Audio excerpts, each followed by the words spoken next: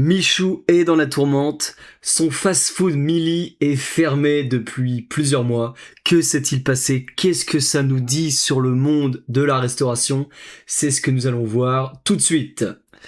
Alors juste pour vous rappeler brièvement les faits, on a déjà évoqué le cas de Michou sur cette chaîne, notamment au travers des youtubeurs. Les youtubeurs, vous savez, il y a une mode maintenant des youtubeurs et des influenceurs, voilà, des créateurs de contenu qui vont ouvrir leur fast-food sur Paris ou ailleurs. Et donc Michou n'a pas échappé à cette règle. Il avait ouvert son fast-food Milly, un restaurant de burgers, voilà, sur Paris. Et malheureusement, on lit dans la presse que ce fast-food est fermé depuis mai. Alors, qu'est-ce que ça veut dire? Pourquoi il est fermé? Nous allons le découvrir dans cette vidéo et je vais vous donner mon analyse totalement objective. Mauvaise conditions de travail et d'hygiène dans l'un de ces restaurants qui a fermé au bout de 8 mois. Et de son côté, l'équipe de Michou conteste ces informations. Ces révélations ont été faites par le journal Libération ce jeudi 21 mai. Milly, le fast-food ouvert fin août 2025 par le créateur de contenu à Paris sur les grands boulevards, a suspendu son activité le 15 avril dernier, officiellement pour travaux de mise aux normes du bâtiment. Mais d'après l'enquête du média, 6 employés de l'établissement, dont la manageuse, évoquent quant à eux de mauvaises conditions de travail et des manquements en matière d'hygiène qui auraient fait fuir la clientèle pour expliquer la fermeture. Selon eux, le restaurant ne disposait pas du matériel de base en cuisine. La manageuse affirme avoir dû acheter avec son propre argent des ustensiles de cuisine manquants. Il n'y aurait eu aucune machine de plonge ni d'eau chaude depuis l'inauguration. Un salarié raconte qu'il devait retirer la graisse des hamburgers et des frites à l'eau glacée en hiver et que par conséquent, ce n'était jamais totalement propre. La chambre froide serait dysfonctionnelle avec des alertes de surchauffe et des variations de température allant de -12 à 3 degrés alors que la température de référence est de -18 pour conserver des aliments dans le froid. Juste, je m'arrête sur ce point précis. Donc quand il vous parle de chambre froide à -18 degrés, ça veut dire qu'on parle de chambre froide négative. Nous, c'est ce qu'on appelle des congélateurs. Chez nous, on a tous un congélateur qui est au moins à -18. C'est une norme. C'est, enfin voilà, je sais pas trop comment ça a été décidé, mais si cette température de -18 est la référence, c'est que à partir de cette température-là, vous avez les bactéries s'endorment, vous arrêtez la prolifération bactérienne, et donc c'est là où vous endormissez les bactéries et où vos denrées ne sont plus, ne sont plus contaminées et ne sont pas dangereuses. Le problème d'une chambre froide qui est déjà à -12 degrés, c'est que la prolifération bactérienne continue, et en plus, vous l'avez vu, la température varie jusqu'à 3 degrés, donc on va même en positif. Donc c'est catastrophique. Si vous tenez à votre vie, et je vais vous expliquer pourquoi votre vie, on parle de votre vie, n'allez pas dans ce genre de restaurant. Jeté. On pouvait servir de la viande aux clients qui était mal conservée. Les accusations ne s'arrêtent pas là. D'après eux, les salaires étaient versés en retard. Et le restaurant aurait également abrité des rongeurs. Libération est d'ailleurs tombée sur un... Oui, alors les rongeurs, c'est aussi un problème, parce que les rongeurs, voilà, c'est un animal qui transporte une maladie, la listeria, et qu'on retrouve dans ces déjections. Et évidemment, c'est ça le problème des rongeurs. Les rongeurs, c'est que ils vont faire des déjections près des aliments qui peuvent rentrer en contact avec des denrées, et c'est là où la listeria devient un problème. Juste, je fais une parenthèse, mais donc oui, visiblement les salaires étaient payés en retard. C'est pas le sujet de la vidéo, mais moi ça m'est déjà arrivé de travailler dans des restaurants où j'étais payé 2 semaines, 3 semaines en retard. Et alors, je veux bien entendre que c'est difficile de quitter un emploi, d'en trouver un autre, mais dans la restauration, il n'y a aucune excuse. La restauration est un secteur où il y a une pénurie de salariés, on cherche des cuisiniers de partout, même dans des restaurants de standing, d'accord. Et donc moi quand j'ai compris qu'on me verserait mon salaire en retard tous les mois, j'ai décidé de me barrer. Donc ces salariés qui sont chez Milly, qui ont eu la désagréable nouvelle de voir leurs salariés versés en retard, barrez-vous en fait. Vous avez plein de restaurants qui cherchent. Vous, en plus, vous travaillez, donc vous êtes dans le fast-food, donc je veux dire des McDo, des Burger King, des KFC. Enfin, c'est pas comme si on avait énormément de fast-food en France. Et vous vous barrez et vous trouvez tout de suite un autre resto qui, eux, les noms que j'ai cités, c'est des boîtes sûres qui vous payent dans les temps.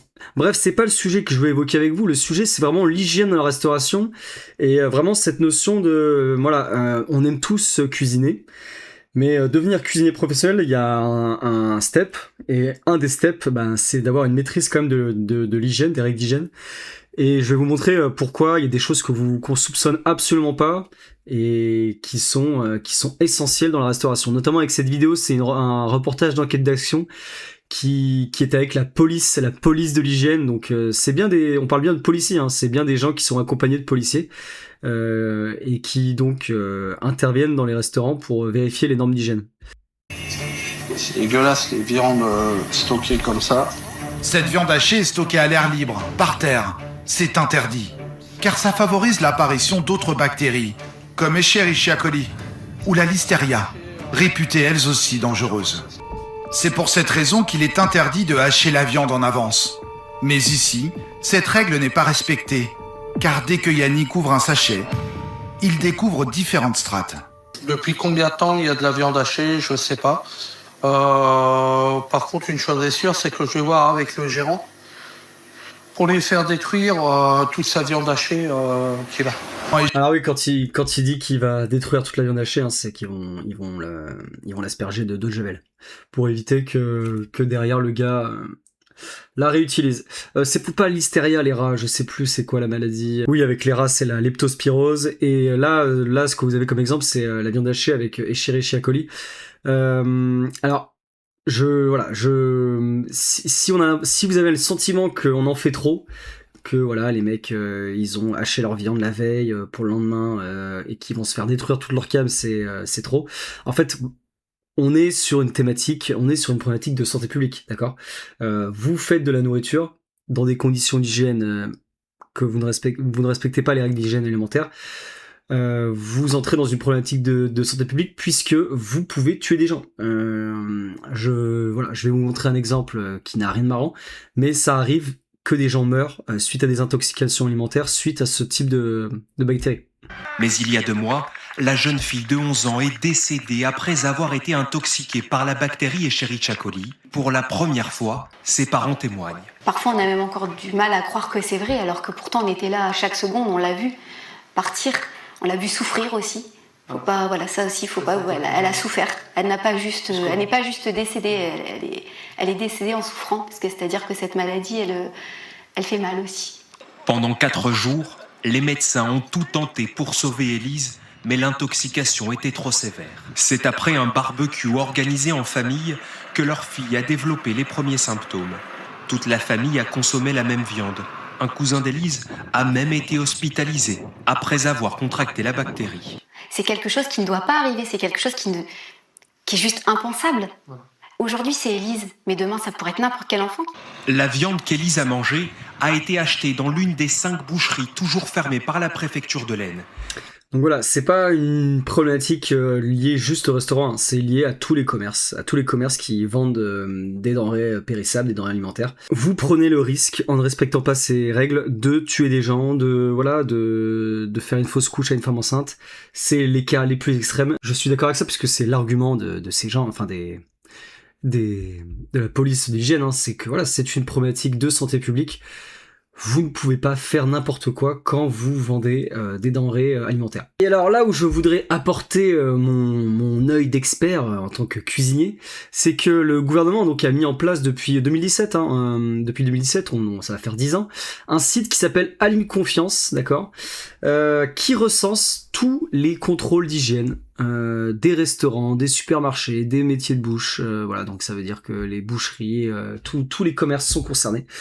Et vous pouvez consulter, donc moi par exemple je suis quelqu'un qui vit sur Bordeaux, je travaille à Bordeaux, j'ai travaillé dans des restaurants à Bordeaux, et donc je peux voir tous les contrôles qui ont lieu dans Bordeaux. Je vous rappelle que Bordeaux c'est une des villes qui compte le plus de restaurants par habitant. Quand je clique par exemple sur à corriger de manière urgente, donc on va regarder après derrière, mais vous n'avez aucun contrôle d'hygiène n'a donné lieu à en fait une fermeture administrative, puisque vous avez derrière les niveaux. On vous explique que à corriger de manière urgente, établissement présentant des non-conformités susceptibles de mettre en danger la santé du consommateur et pour lesquels l'autorité administrative ordonne la fermeture administrative, le retrait ou la suspension de l'agrément sanitaire. Donc ça c'est le cas le pire, hein. Et je trouve ça étonnant que dans une agglomération comme Bordeaux, on n'en ait pas. parce que c'est des voilà, ça remonte au contrôle, ça peut remonter jusqu'à 1 an, d'accord.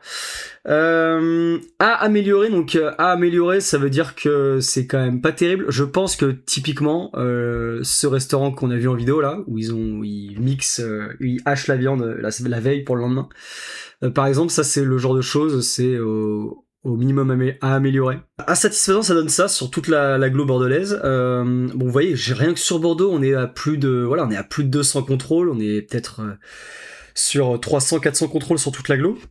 Donc c'est quand même solide hein, sur 1 an. Et donc à satisfaisant là où je voulais en venir, c'est quand même connoté plutôt positif, j'ai envie de dire. Moi je vois satisfaisant, je me dis bon bah c'est bien, je peux aller dans ce restaurant en toute sécurité. Satisfaisant, ça veut dire quoi? Ça veut dire établissement présentant des non-conformités qui ne justifient pas l'adoption de mesures de police administrative, mais auxquelles l'autorité administrative adresse un courrier de rappel de la réglementation en vue d'une amélioration des pratiques.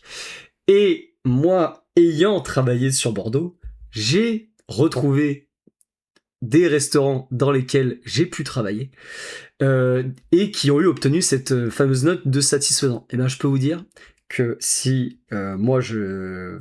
pour tout vous dire, ces restaurants, en fait, c'est des restaurants où vous avez des cafards, vous avez des rongeurs, vous avez pas forcément de processus de refroidissement qui sont mis en place pour les denrées. Donc c'est quand même les conditions d'hygiène sont quand même limite. Je veux dire, si vous y allez et que vous avez mal au ventre en sortant, franchement ça m'étonne pas. Et ben ce restaurant-là a obtenu la note satisfaisant. Donc c'est vous dire, comment dire, je vais pas parler de laxisme, mais en fait voilà, il y a un biais et on nous biaise en nous disant satisfaisant, je trouve. Moi, mon conseil que je vous donne, hein, c'est si vous l'hygiène c'est quelque chose qui est important pour vous, si vous n'avez pas envie en effet d'avoir une intoxication alimentaire, fiez-vous uniquement aux restaurants qui ont une note très satisfaisante. Très satisfaisant, les mecs sont carrés. Les mecs, l'inspection est venue, les mecs n'ont rien trouvé, il y a rien à dire, tout est carré, hein, c'est ça, hein, ne présentant pas de non-conformité. Ou présentant uniquement des non-conformités mineures. Mais enfin voilà, on est sur des trucs où tout est propre, tout est nickel. Donc voilà, ne vous fiez pas à la note satisfaisante, fiez-vous uniquement à très satisfaisant. Et enfin, juste une dernière chose, alors là, on entre dans les bruits de couloir, on entre dans les on-dit, on entre dans ce que j'ai entendu. J'ai pas de preuves pour l'affirmer, je ne l'ai pas observé de mes propres yeux. Mais ça se dit quand même que si vous avez assez d'influence et que votre restaurant a été contrôlé et que la note est pas et voilà, on est en dessous de satisfaisant, il se dirait que voilà, en fonction de l'influence que vous avez, ben votre restaurant n'apparaît pas dans la liste des contrôles. Voilà, on va juste parler d'influence, de jeu d'influence, de jeu de pouvoir. On en restera là. Mais c'est pas à exclure. Je serais pas étonné que ça existe. C'est pas des choses qui m'étonneraient. Il y a ce genre d'enjeu qui entre dans les considérations politiques, et donc fermer un établissement qui emploie des dizaines, des centaines de salariés, c'est peut-être pas bon politiquement de le faire. Voilà, j'en resterai là. Je n'ai rien pour prouver tout ça. C'est un sentiment que je vous partage à partir d'informations que j'ai pu entendre. Voilà, qu'est-ce que vous en pensez? Est-ce que vous êtes des malades mentaux de l'hygiène? Est-ce que quand vous allez au resto, vous ne pensez qu'à ça, vous regardez les trucs? Si c'est le cas, eh bien consultez ce site-là et ne vous fiez qu'à une seule note, très satisfaisant. Je vous dis à très vite.